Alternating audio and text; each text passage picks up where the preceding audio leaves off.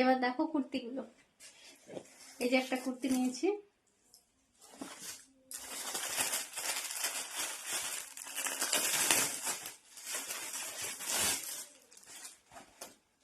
এই একটা কুর্তি নিয়েছি, এই যে গলাতে এরকম কাজ, হাতাটা এরকম।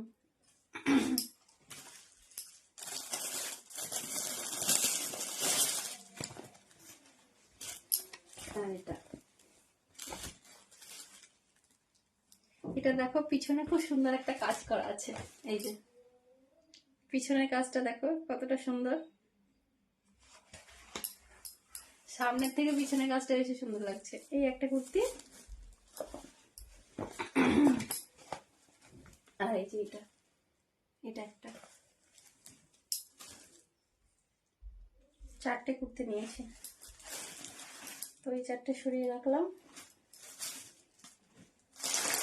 আর একটা তোমার লং ফ্রক নিয়েছি বললাম, এই যে এটা পা পর্যন্ত একদম পুরো, এই যে খুললে আর আমি ভাঁজ করতে পারবো না।